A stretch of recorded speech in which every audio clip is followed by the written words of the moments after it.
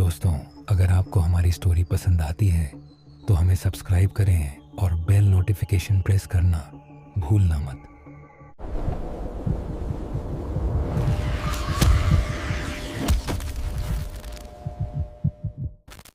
रात के करीब 12 बज रहे थे। समीर अपनी कार से जंगल के बीच बने उस पुराने डाक बंगले की ओर बढ़ रहा था। बाहर मूसलाधार बारिश हो रही थी और बिजली की कड़कड़ाहट सन्नाटे को और भी खौफनाक बना रही थी। समीर एक आर्किटेक्ट था और उसे उस पुरानी हवेली का मुआयना करने भेजा गया था जिसे लोग शापित मानते थे। जब समीर हवेली पहुंचा तो वहां सन्नाटा इतना गहरा था कि उसे अपनी ही सांसों की आवाज सुनाई दी सी ने कहा सुनाई नहीं दे रही थी। बूढ़े चौकीदार ने उसे चाबी दी और कांपते हुए कहा, साहब, रात को चाहे जो हो जाए इस हवेली की ऊपरी मंजिल की आखिरी कोठरी की तरफ मत जाना। समीर ने उसकी बात को हंसकर टाल दिया। उसने सोचा, यह सब बस अंधविश्वास है। आधी रात को जब समीर सोने की कोशिश कर रहा था तभी उसे कुछ सुनाई दिया। खुर खुर, जैसे कोई भारी लकड़ी का संदूक जमीन पर घसीट रहा हो। समीर की आंखें खुल गईं। उसने घड़ी देखी। रात के ठीक 2 बज रहे थे। आवाज ठीक उसके ऊपर वाली मंजिल से आ रही थी। उसे लगा शायद कोई चोर होगा। वह टॉर्च लेकर ऊपर की ओर बढ़ा। जैसे जैसे वह सीढ़ियां चढ़ रहा था, हवेली की पुरानी लकड़ी की सीढ़ियां चूं चूं की आवाज कर रही थीं। ऊपर पहुंचते ही उसे महसूस हुआ कि तापमान अचानक गिर गया है। ठंड इतनी थी कि समीर के मुंह से धुआं निकल रहा था। वह गलियारे में आगे बढ़ा। अचानक उसे पायल की आवाज सुनाई दी। छम छम। वह आवाज उसी कोठरी की तरफ से आ रही थी जिससे चौकीदार ने मना किया था। समीर ने जैसे ही उस कमरे का दरवाजा खोला, आवाज अचानक बंद हो गई। कमरे के बीचों बीच एक पुरानी धूल भरी कुर्सी अपने आप हिल रही थी। समीर ने टॉर्च की रोशनी चारों तरफ घुमाई। दीवार पर एक पुरानी तस्वीर टंगी थी जिसमें एक औरत खड़ी थी। तस्वीर की आंखों में एक अजीब सी चमक थी। तभी समीर को महसूस हुआ कि उसके पीछे कोई खड़ा है। उसने धीरे से पीछे मुड़कर देखा, लेकिन वहां कोई नहीं था। पर जैसे ही उसने वापस तस्वीर की तरफ देखा, उसके रोंगटे खड़े हो गए। तस्वीर में दिख रही औरत अब वहां नहीं थी। तस्वीर का फ्रेम खाली था। समीर घबराकर पीछे हटा। तभी उसके कान के पास किसी ने बहुत ठंडी आवाज में फुसफुसाया, तुम यहां क्या कर रहे हो? समीर ने जैसे ही पलटकर टॉर्च जलाई, उसने देखा कि वही औरत उसके बिल्कुल सामने खड़ी थी। उसके पैर उल्टे थे और चेहरा सफेद पड़ चुका था। उसकी आंखों से खून के आंसू गिर रहे थे। समीर चिल्लाते हुए नीचे की ओर भागा, लेकिन उसे महसूस हुआ कि हवेली की सीढ़ियां कभी खत्म ही नहीं हो रही थी। वह भागता रहा, लेकिन हर बार वह उसी आखिरी कोठरी के सामने पहुंच जाता। अगली सुबह जब चौकीदार हवेली पहुंचा तो उसने देखा कि मुख्य दरवाजा खुला था। समीर की कार बाहर खड़ी थी, लेकिन समीर का कहीं पता नहीं था। जब वह ऊपर गया तो उसने देखा कि उस पुरानी तस्वीर में अब 2 लोग थे। वह औरत और उसके बगल में खड़ा एक डरा हुआ शख्स जो बिल्कुल समीर जैसा दिख रहा था। समीर को गायब हुए 3 दिन बीत चुके थे। उसका छोटा भाई आर्यन उसे ढूंढते हुए उसी पुरानी हवेली पहुंचा। पुलिस को समीर की कार तो मिली थी, लेकिन हवेली के चप्पे चप्पे की तलाशी लेने के बाद भी समीर का कोई सुराग नहीं मिला था। आर्यन हार मानने वालों में से नहीं था। वह उसी रात हवेली के अंदर रुकने का फैसला करता है। बूढ़ा चौकीदार अब और भी ज्यादा डरा हुआ था। उसने आर्यन से विनती की, बेटा वापस चले जाओ, इस हवेली को अब एक और रूह मिल गई है। रात के 12 बजते ही हवेली की हवा बदलने लगी। आर्यन नीचे वाले कमरे में बैठा था। तभी उसे ऊपर से चिल्लाने की आवाज आई, आर्यन भागो, यहां से भागो। आर्यन चौंक गया। वह आवाज समीर की थी। वह तुरंत टॉर्च लेकर ऊपर की मंजिल की ओर भागा। जैसे ही वह गलियारे में पहुंचा, उसे फिर वही आवाज सुनाई दी, छम छम छम। लेकिन इस बार पायल की आवाज के साथ साथ किसी के जोर जोर से रोने की आवाज भी आ रही थी। आर्यन उसी आखिरी कोठरी के सामने जाकर रुका। दरवाजा अपने आप खुला हुआ था। कमरे के अंदर वही पुरानी तस्वीर टंगी थी। आर्यन ने टॉर्च की रोशनी तस्वीर पर डाली और उसके हाथ कांपने लगे। तस्वीर में समीर खड़ा था। उसका चेहरा डर से पीला पड़ चुका था और वह अपनी हथेलियों से तस्वीर के शीशे को अंदर से पीट रहा था, जैसे वह बाहर निकलना चाहता हो। तभी कमरे का दरवाज़ा धड़ाम से बंद हो गया। कोने में रखी वही पुरानी कुर्सी फिर से हिलने लगी। आर्यन ने देखा कि समीर के बगल में बैठी वह औरत अब तस्वीर से धीरे धीरे बाहर निकल रही थी। उसके काले लंबे बाल जमीन को छू रहे थे और उसकी सफ़ेद साथी से खून टपक रहा था। वह औरत आर्यन की ओर बढ़ने लगी और फुसफुसाते हुए बोली, अकेले आए हो? अपने भाई को बचाना चाहते हो तो उसकी जगह तुम्हें लेनी होगी। आर्यन ने हिम्मत नहीं हारी। उसने गौर किया कि तस्वीर के नीचे एक पुरानी दिया चिराग रखा था जो बरसों से बुझा हुआ था। उसे याद आया कि चौकीदार ने जिक्र किया था कि यह हवेली कभी एक कलाकार की थी जिसने अपनी पत्नी की याद में यह तस्वीर बनाई थी। लेकिन एक हादसे में उसकी पत्नी की मौत इसी कमरे में जल कर हुई थी। आर्यन ने तुरंत अपनी जेब से लाइटर निकाला। जैसे ही उसने उस तस्वीर के पास रखे पुराने पर्दे को आग लगाई, वह औरत जोर से चीखी। वह आग से डरती थी। पूरी कोठरी में आग फैलने लगी। आर्यन ने अपनी पूरी ताकत से उस तस्वीर के शीशे पर वार किया। जैसे ही शीशा टूटा, एक जोरदार धमाका हुआ और पूरा कमरा धुएं से भर गया। धुआं छंटा तो आर्यन ने देखा कि समीर जमीन पर बेहोश पड़ा था। आर्यन उसे खींचकर हवेली से बाहर ले आया। पीछे हवेली आग की लपटों में घिरी हुई थी। अगली सुबह समीर को होश आया। वह सब कुछ भूल चुका था।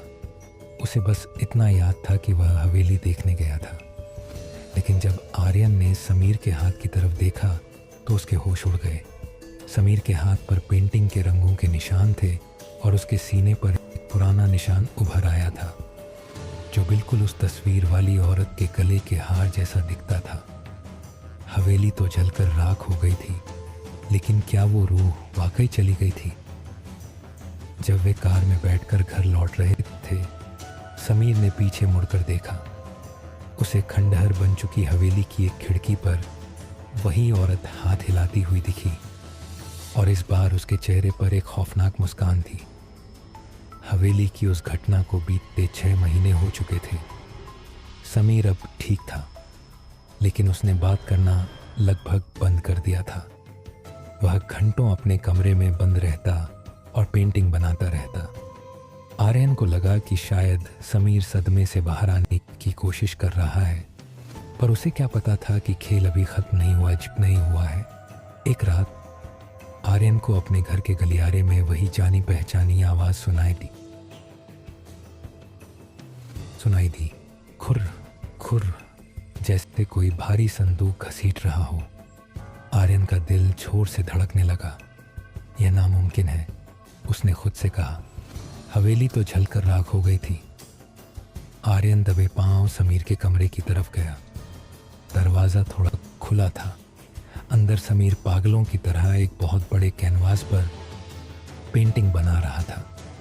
कमरे में सिर्फ मोमबत्तियों की रोशनी थी।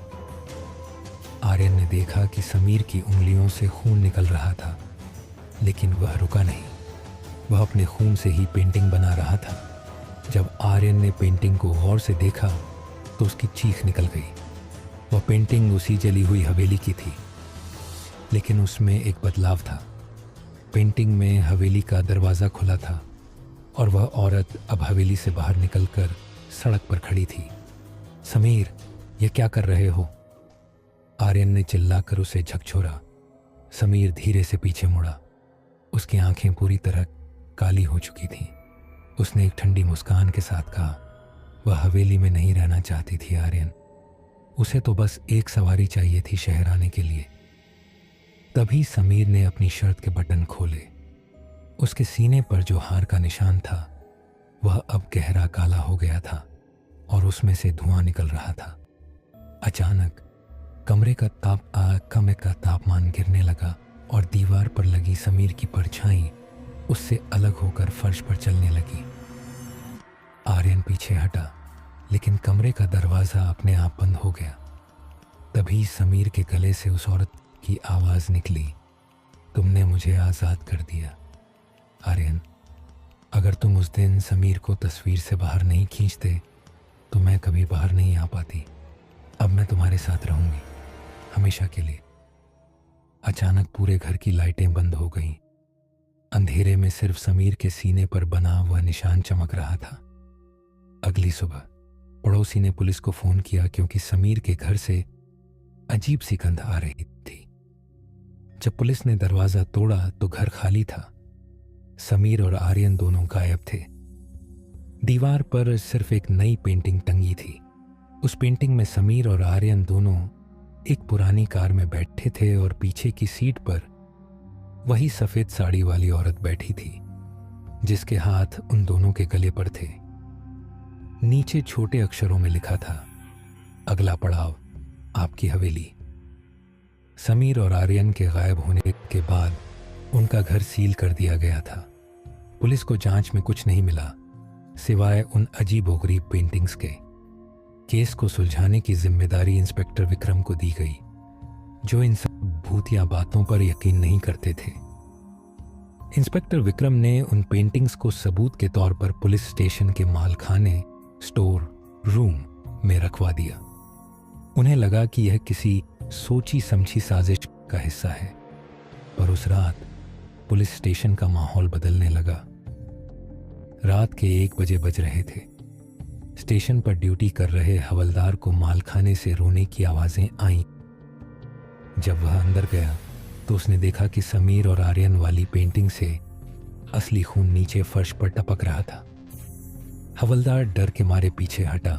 तभी उसे महसूस हुआ कि उसके पीछे कोई खड़ा है। जैसे ही उसने मुड़कर देखा, समीर और आर्यन वहां खड़े थे, लेकिन उनके शरीर कागज की तरह छपटे थे और उनकी आंखों की जगह सिर्फ काले गड्ढे थे। इससे पहले कि हवलदार चिल्ला पाता, वे उसे खींचकर उस अंधेरे कैनवास के अंदर ले गए। अगले दिन इंस्पेक्टर विक्रम जब स्टेशन पहुंचे तो हवलदार गायब था। मालखाने में सिर्फ एक नई पेंटिंग रखी थी जिसमें वह हवलदार भी समीर और आर्यन के साथ एक खौफनाक जंगल में खड़ा था। विक्रम को अब डर लगने लगा था।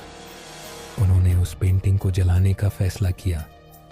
जैसे ही उन्होंने माचिस जलाई, स्टेशन की सारी लाइटें बुझ गईं। चारों तरफ से पायल की छम छम गूंजने लगी। अंधेरे में एक आवाज आई, जितना जलाओगे उतना ही मैं फैलूंगी। विक्रम ने टॉर्च जलाई तो देखा कि दीवारें अब कंक्रीट की नहीं बल्कि कैनवास के कपड़े की बन चुकी थीं। स्टेशन का हर कोना एक पेंटिंग जैसा दिखने लगा था। वह औरत जिसका साया उस हवेली से शुरू हुआ था, अब हवा में तैरती हुई उनके सामने आई। उसने अपना हाथ विक्रम के चेहरे की ओर बढ़ाया। उसके लंबे नाखून किसी ब्रश की तरह नुकीले थे। वह बोली, तुम्हारी दुनिया बहुत बेरंग है इंस्पेक्टर। चलो, मैं तुम्हें अपनी रंगीन दुनिया में ले चलती हूँ। विक्रम पीछे भागने की कोशिश करते हैं, लेकिन फर्श अब दलदल की तरह गीला हो चुका था। वह जमीन नहीं बल्कि गीला काला पेंट था। अगले दिन शहर के एक मशहूर आर्ट म्यूजियम में एक गुमनाम कलाकार की तरफ से कुछ पेंटिंग्स दान की गईं। लोग उन पेंटिंग्स की खूबसूरती और उनमें दिखने वाले इंसानी दर्द की तारीफ कर रहे थे। म्यूजियम के मालिक ने गौर किया कि एक बड़ी पेंटिंग में 3 लोग दिख रहे थे, समीर, आर्यन और एक पुलिस वाला। उनके चेहरे इतने असली लग रहे थे जैसे वे अभी बोल पड़ेंगे। तभी म्यूजियम में मौजूद एक छोटी बच्ची ने चिल्लाकर कहा, मम्मी देखो, पेंटिंग वाले अंकल की आंखें हिल रही हैं। जैसे ही म्यूजियम की लाइटें कम हुई, उस पेंटिंग से वह सफ़ेद सादी वाली अली औरत धीरे धीरे बाहर निकली और म्यूजियम के दरवाजे अपने आप लॉक हो गए। अब उसके पास शिकार करने के लिए एक पूरी भीड़ थी। खौफ अब आज़ाद था और उसका नया घर अब पूरा शहर था। म्यूजियम के अंदर चीख पुकार मची थी। लोग इधर उधर भाग रहे थे, लेकिन दीवारें अब लोहे की तरह सख्त नहीं बल्कि रबर की तरह खिंच रही थीं। जो भी दीवार को छूता वह पेंटिंग का हिस्सा बन जाता। पूरा म्यूजियम एक जीता जागता नरक का कैनवास बन चुका था। तभी भीड़ में से एक बुजुर्ग व्यक्ति, वह था प्रोफेसर शास्त्री, जो प्राचीन कला और तंत्र विद्या के विशेषज्ञ थे। उनके हाथ में एक पुराना थैला था और आंखों में गजब का साहस। प्रोफेसर शास्त्री चिल्लाए, सब पीछे हट जाओ। यह कोई साधारण प्रेतात्मा नहीं है, यह रक्त चित्र की कला है। उन्होंने बताया कि उस हवेली के कलाकार ने अपनी पत्नी को अमर करने के लिए उसे काले जादू से एक ऐसी पेंटिंग में कैद कर दिया था जो कभी ख़त्म नहीं होती। वह रूह तब तक नहीं मरेगी जब तक वह मूल कैनवास नष्ट नहीं हो जाता जहां उसका दिल धड़कता है। अचानक म्यूजियम की सारी पेंटिंग्स से काली स्याही बहने लगी। वह औरत हवा में प्रकट हुई। उसकी चीख इतनी तेज थी कि म्यूजियम के कांच के शोकेस टूट गए। उसने शास्त्री की तरफ इशारा किया और समीर, आर्यन और इंस्पेक्टर विक्रम की पेंटिंग वाली आकृतियां दीवारों से बाहर निकलकर शास्त्री पर हमला करने से हमला करने लगी। वे अब इंसान नहीं बल्कि उस औरत की कठपुतलियां थे। शास्त्री ने चिल्लाकर कहा, आर्यन, समीर, होश में आओ। तुम स्याही नहीं, हाड़ मांस के इंसान हो। शास्त्री ने अपने थैले से गंगा जल मिश्रित चांदी की भस्म निकाली। उन्होंने उसे फर्श पर एक विशेष घेरे में छिड़का। उन्होंने देखा कि मुख्य हॉल के बीचों बीच वही पुरानी तस्वीर रखी थी जो हवेली से लाई गई थी। वही इस पूरे जाल की जड़ थी। जैसे ही शास्त्री उस तस्वीर की ओर बढ़े, उस औरत ने उनका गला पकड़ लिया और उन्हें हवा में उठा दिया। शास्त्री का दम घुट रहा था, लेकिन उन्होंने अपनी आखिरी ताकत बटोरी और अपने थैले से देवदार की लकड़ी की बनी एक कील निकाली। उन्होंने चिल्लाकर कहा, समीर, अगर मेरी आवाज़ सुन रहे हो तो इस कील को तस्वीर के केंद्र में मारो। यही एकमात्र रास्ता है। पेंटिंग के अंदर से समीर की आकृति ने जोर लगाया। उसकी रूह ने उस काले जादू की बेड़ियों को तोड़ा। समीर का हाथ पेंटिंग से बाहर निकला और उसने शास्त्री के हाथ से वह कील छीन ली। समीर ने अपनी पूरी ताकत से वह कील तस्वीर में दिख रही उस औरत के दिल पर गाड़ दी। एक कान फाड़ देने वाली चीख गूंजी। उस औरत का शरीर स्याही बनकर पिघलने लगा। म्यूजियम की दीवारों पर बनी सारी तस्वीरें धुंधली होने लगीं। अचानक एक तेज सफ़ेद रोशनी हुई और धमाके के साथ सब कुछ शांत हो गया। जब पुलिस और एम्बुलेंस पहुंची तो म्यूजियम सामान्य था। समीर, आर्यन और इंस्पेक्टर विक्रम जमीन पर बेहोश पड़े थे, लेकिन वे जीवित थे। वे पेंटिंग की कैद से बाहर आ चुके थे। प्रोफेसर शास्त्री कहीं नहीं थे, बस फर्श पर उनका थैला पड़ा था। समीर जब खड़ा हुआ तो उसने देखा कि वह पुरानी तस्वीर अब पूरी तरह सफ़ेद हो चुकी थी। उसमें कोई चेहरा नहीं था। सबने राहत की सांस ली कि सब खत्म हो गया। लेकिन जैसे ही समीर अपनी कार में बैठने लगा, उसने कार के पीछे वाले शीशे पर अपनी उंगली से कुछ लिखा हुआ देखा। ताजी स्याही से लिखा था, कला कभी नहीं मरती, मैं फिर आऊंगी। समीर ने डरकर पीछे मुड़कर देखा तो सड़क के दूसरी तरफ एक छोटी बच्ची हाथ में एक छोटा सा स्केच पकड़े खड़ी थी, जिसमें एक जली हुई हवेली और एक मुस्कुराती हुई औरत बनी थी।